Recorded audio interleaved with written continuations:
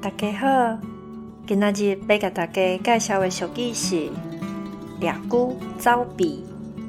这句俗语的意思是讲，本地你已经掠到一只鳖，看到一只龟缩来你的身躯边，嘛想要甲掠，结局就是为着要掠龟，煞互鳖选去啊。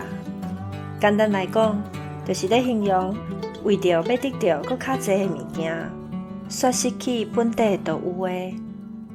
所以讲，咱人毋管伫做啥物代志，就爱再看家己的才调，莫想讲这要爱，迄嘛要滴。若是无法度顾甲焦肠，伤过消摊的结果，就是了盐搁了米哦。以上，感谢收听。